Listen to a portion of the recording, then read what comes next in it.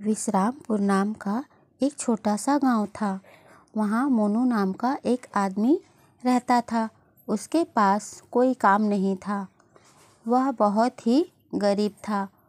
उसके पास इतना भी धन नहीं था कि वह 2 वक्त की रोटी खा सके। मोनू सोचता कि पता नहीं कब तक मुझे काम नहीं मिलेगा। वही बात वह अपनी पत्नी से कहता है। उसका पूरा परिवार मंदिर में जो खाना मिलता था उसी से गुजारा करते थे। पर एक दिन पंडित जी ने कह दिया कि अब मंदिर में खाना नहीं मिलेगा। तब वो लोग सोच में पड़ जाते हैं कि अब गुजारा कैसे होगा। बच्चे भी भूखे हैं। पुजारी जी ने साफ साफ कह दिया है। झिलमिल कहती है। तब मोनू भी कहता है, अब हम कैसे करेंगे। झिलमिल कहती है, बच्चे भी भूखे हैं। फिर मोनू कहता है, मैं तुम्हें और बच्चों को भूखा नहीं रहने दूंगा, कुछ ना कुछ ज़रूर करूँगा। अगले ही दिन मंदिर में खाना मिलना बंद हो जाता है। झिलमिल कहती है मोनू से, बच्चे खाने के लिए जिद कर रहे हैं, क्या दूँ उन्हें। तब मोनू कहता है, भूख तो मुझे भी लगी है, रुको मैं कुछ लेकर आता हूँ। यह कहकर घर से बाहर निकल जाता है।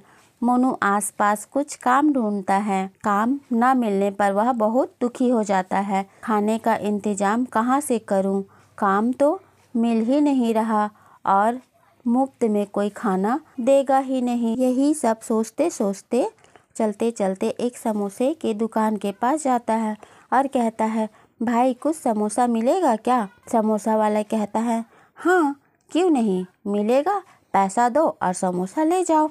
इस पर मोनू कहता है, भाई पैसा तो नहीं है अभी दे दो, पैसा बाद में दे दूंगा। ऐसा कहता है। समोसे वाला कहता है, नहीं नहीं बिल्कुल नहीं, ऐसा नहीं। ऐसा बोलकर उसे भगा देता है। मोनू उदास हो जाता है और वहाँ से चला जाता है। और जैसे ही घर पहुँचता है तो देखता है झिलमिल एक कोने पे बैठी है और बच्चे भूख से रो रहे हैं। तब मोनू अपने कदम पीछे ले लेता है और सोचता है, अब तो खाने के लिए कुछ लाना ही पड़ेगा। बच्चे रो रहे हैं, झिलमिल किनारे बैठी हुई है, अब वो भी क्या कर सकती है, कुछ नहीं है तो क्या देगी बच्चों को, इसलिए मुझे कुछ ना कुछ करना ही पड़ेगा। और फिर मोनू फिर समोसे की दुकान के पास जाता है। फिर कुछ समोसे उठाता है और भागता है। फिर समोसे वाला चिल्लाता है, रुको रुको, पकड़ो पकड़ो, समोसा लेके भाग रहा है। लोग उसे दौड़ाने लगते हैं। अब मोनू एक पेड़ के पीछे छुप जाता है। फिर धीरे से जैसे तैसे करके घर पहुंचता है। फिर झिलमिल से कहता है, देखो मैं समोसा लाया हूँ। उस पर उसकी पत्नी झिलमिल पूछती है, पैसे तो नहीं थे, कहाँ से लाए हो। इस पर मोनू कहता है, भूख लगी है, पहले खाना खा लेते हैं, उसके बाद फिर बात करेंगे। झिलमिल बच्चों को और मोनू को सबको समोसा देती है और खुद भी खाती है। पर झिलमिल के मन में तो वो बात घूम घूम के आ रही थी कि उन्होंने समोसा कहाँ से लाया। फिर भी झिलमिल पूछती है, बताओ कहाँ से लाए समोसा। इस पर मोनू कहता है, क्या करता झिलमिल, पहले समोसे वाले से उधार मांगी पर उसने इनकार कर दिया तो मजबूरी में मुझे चुरा कर लाना पड़ा। फिर झिलमिल कहती है, चोरी, नहीं नहीं ये ठीक नहीं है, आप ऐसा कैसे कर सकते हो।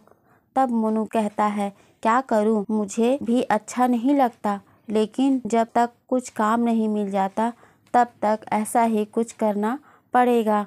ऐसे भी तो नहीं छोड़ सकता ना कि तुम सबको भूखा छोड़ दूं, तुम ही बताओ। झिलमिल इस बात को सुनते हुए चुप हो जाती है। फिर मोनू कहता है, तुम चिंता मत करो, ज़्यादा दिन तक ऐसा नहीं करूँगा, कुछ ना कुछ काम मिल ही जाएगा, भूख के कारण कुछ ऐसा करना पड़ रहा है। मोनू इसी तरह से कुछ ना कुछ करते रहता और बचते बचाते वो घर पहुंच जाता और भगवान से विनती करता था, हे भगवान मुझे हर बार ऐसे ही बचा लिया करो। पर एक दिन मोनू कुछ खाने का सामान चुरा के भाग रहा था। तभी सभी दुकानदारों ने उसे घेर लिया और मोनू को कहा, चलो सरपंच के पास चलो। मोनू चले गया साथ में। फिर वे लोग सरपंच के पास पहुँचे। सरपंच जी ने पूछा, क्यों मोनू, ऐसा काम क्यों किया भाई? तो मोनू बोला, सरपंच जी मुझे माफ़ कर दीजिए, पर मेरे पास कोई काम नहीं है और मैं क्या करता, कोई काम भी नहीं दे रहा था तो मुझे मजबूरी में ये करना पड़ा। खाने के लिए कुछ भी नहीं था और मैं क्या करता। उसी वक्त कुछ दुकानदार आए। उन लोगों ने भी कहा, इसने तो हमारे दुकान से भी कई बार चोरियां की है, इसे कड़ी से कड़ी सज़ा मिलनी चाहिए। इस पर सरपंच जी कहते हैं, अच्छा सभी शांत हो जाओ भाई, शांत हो जाओ। अच्छा मोनू, तुम इस गांव से चले जाओ, तुम इस गांव में रहने लायक नहीं हो। आज के आज तुम अपने परिवार को लेकर गांव से हमेशा के लिए चले जाओ। मोनू कहता है, मगर सरपंच जी मैं कहाँ जाऊँगा? सरपंच जी कहते हैं, वो मैं नहीं जानता, तुम ये गांव छोड़ के चले जाओ बस। मोनू उदास होकर घर आता है और झिलमिल को सारी बातें बतलाता है। झिलमिल कहती है, मगर हम लोग कहाँ जाएंगे? तब मोनू कहता है, पता नहीं झिलमिल, पर जाना तो होगा। सरपंच जी ने कहा है तो हमें यहाँ से जाना ही पड़ेगा। बच्चों को साथ ले लो और चलो यहाँ से। मोनू अपनी पत्नी और बच्चों को लेकर गांव छोड़ के चला जाता है। फिर झिलमिल कहती है, गांव से तो हम निकल गए, पर रहेंगे कहाँ? हमारे रहने के लिए कोई जगह ही नहीं, अब हम क्या करेंगे? इस पर मोनू कहता है, ये तो मुझे भी समझ नहीं आ रहा। फिर कहता है, एक काम करते हैं, इसी आसपास घूमते रहते हैं, फिर रात होते ही गांव वाले सो जाएंगे, तब चुपके से जंगल में रहने लगेंगे। झिलमिल कहती है, अगर गांव वालों ने हमें पकड़ लिया तो फिर क्या होगा? तो मोनू कहता है, ऐसा कुछ नहीं होगा, हम छुपकर जंगल में रहेंगे। रात होते ही मोनू अपने पत्नी और बच्चों के साथ वापस आ जाता है और जंगल में चले जाते हैं। फिर वहीं एक छोटा सा कुटिया बनाते हैं और वहीं रहते हैं। जंगल में ही फल तोड़कर खाते और कुछ सब्जियां मिल जाता तो उसे पकाकर वहीं खाते। जंगल में रहकर मोनू यही सोचता, काश गांव वाले उसे माफ़ कर पाते और उसके परिवार को स्वीकार लेते। इस बात पर झिलमिल कहती, पता नहीं ऐसा होगा कि नहीं होगा, पर मुझे यहाँ रहने में बहुत डर लग रहा है। गांव वाले को पता चल गया तो?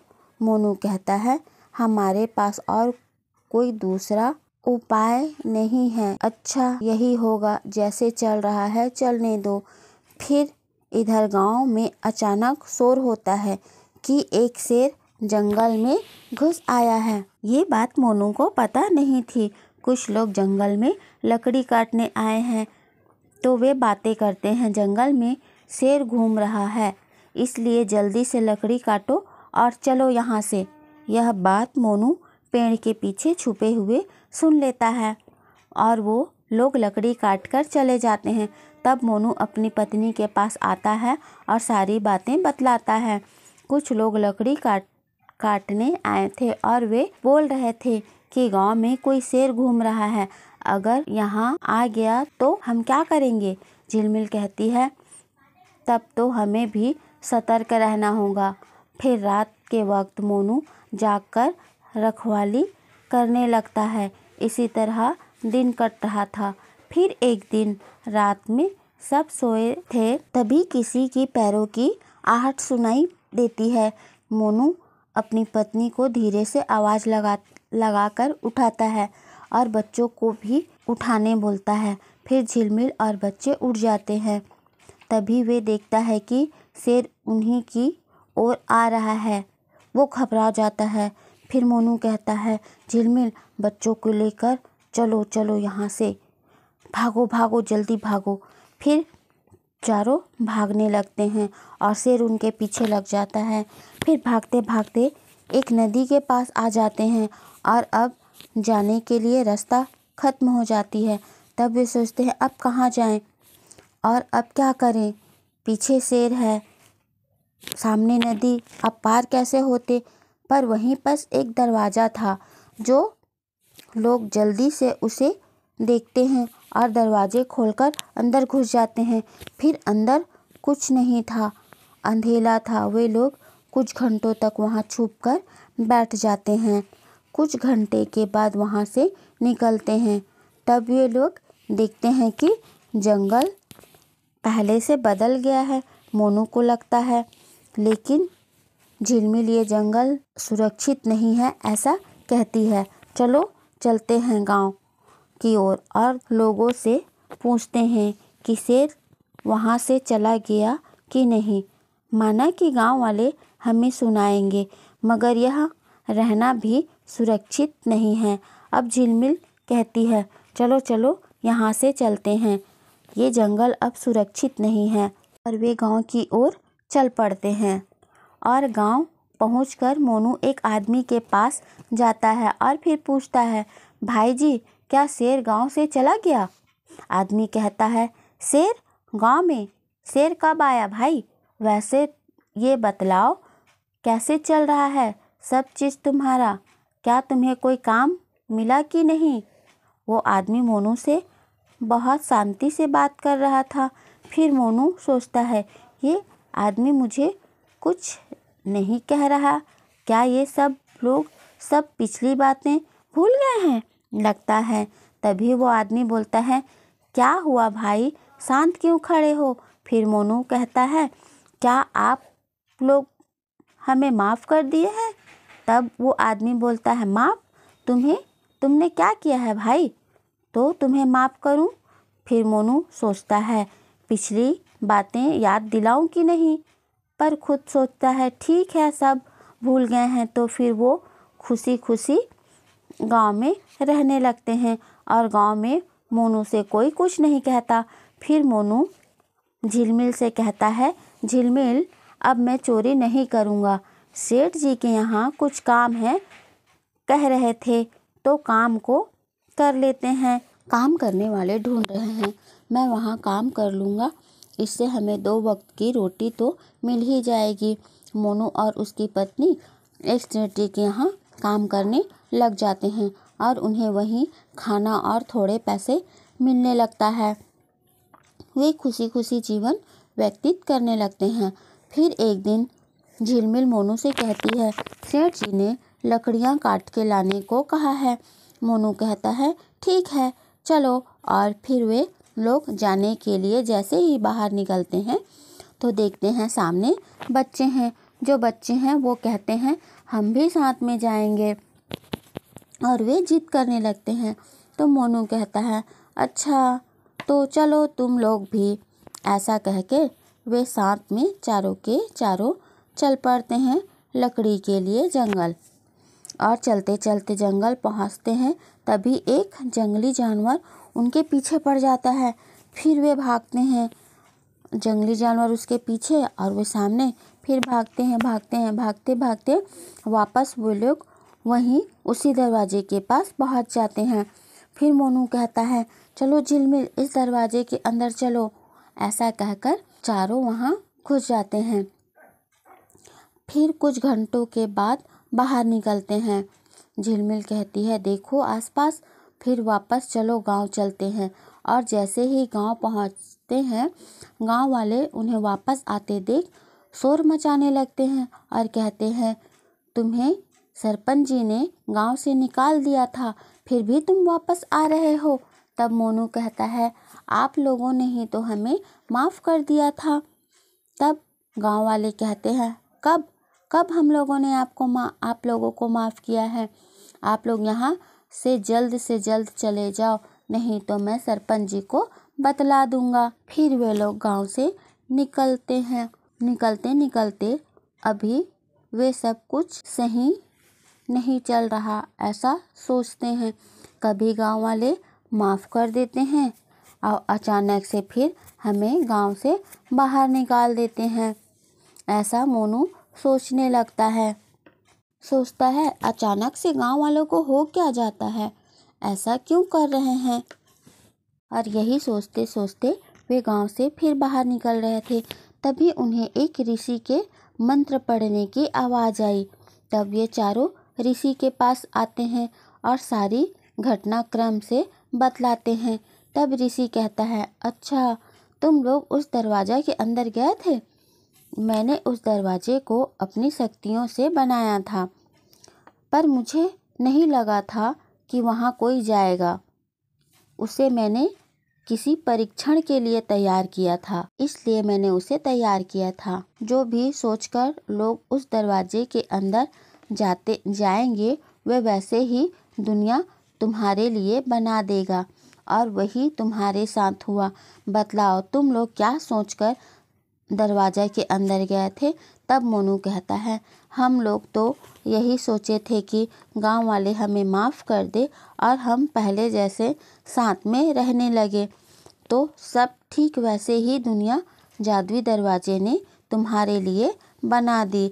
जब तुम लोग वापस दरवाजे के बाहर आए तो देखा वही दुनिया थी। जब तुम लोग बनावटी दुनिया से दूर असल दुनिया में आ गए तब मोनू कहता है, अच्छा तो यही बात है।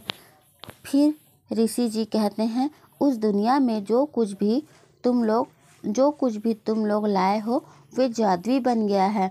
तब मोनू कहता है, हम लोग तो लकड़ी काटने गए थे, इसलिए ये कुल्हाड़ी ही हमारे पास है। तब ऋषि जी कहते हैं, तब तो ये कुल्हाड़ी जादुई कुल्हाड़ी बन गई है। तब मोनू पूछता है, बाबा जी हमें तो इस कुल्हाड़ी की जादुई शक्ति का पता ही नहीं, इसका क्या जादुई शक्ति है, बाबा जी से पूछते हैं। तब बाबा जी बोलते हैं, ये कुल्हाड़ी खुद से लकड़ियाँ को काटेगी और बड़ी तेज गति से काटेगी। इसमें तुम लोगों को कुछ भी नहीं करना पड़ेगा। फिर मोनू लोग वापस गांव के जंगल में जो घर है वहाँ जाते हैं। तभी गांव के कुछ लोग मोनू और उसके परिवार को जंगल में देख लेते हैं और उन्हें पकड़कर गांव में ले आते हैं। अब मोनू को खरी खोटी सुनाते हैं। सरपंच जी कहता है, ये तुम लोग अच्छा नहीं किया, मैंने तुम लोगों को तो गांव से निकलवा दिया था, तो तुम लोग वापस क्यों आए हो। इस बीच मोनू सोचता है जादुई कुल्हाड़ी का इस्तेमाल किया जाए ताकि हम सरपंच जी से बोल सकें। फिर वह सरपंच जी से कहता है, कृपया करके हमें माफ़ कर दीजिए और हमें इसी गांव में रहने दीजिए। मैं सभी के लिए मुफ्त में लकड़ियां काट के लाऊंगा और सबके घर भी पहुंचा दूंगा। इस बात को सुनते ही गांव वाले मान जाते हैं और लकड़ियां काट के लाने का काम मोनू को दे देते हैं। मोनू कुल्हाड़ी की मदद से जल्दी जल्दी लकड़ी काटता और गांव वालों के घर पहुंचा देता। यह सब काम गांव वाले देखकर मोनू को माफ़ कर देते हैं। इसके बाद से वे लोग मोनू को काम देते और उसे पैसा भी देते लकड़ियां कटवाने के लिए। मोनू हमेशा के लिए चोरी करना छोड़ देता है और इसी काम के सहारे पैसा कमाने लगता है और खुशी खुशी जीवन जीने लगते हैं। इसी तरह की कहानी के लिए आप हमारे चैनल को सब्सक्राइब, शेयर, लाइक ज़रूर करें। जय हिंद।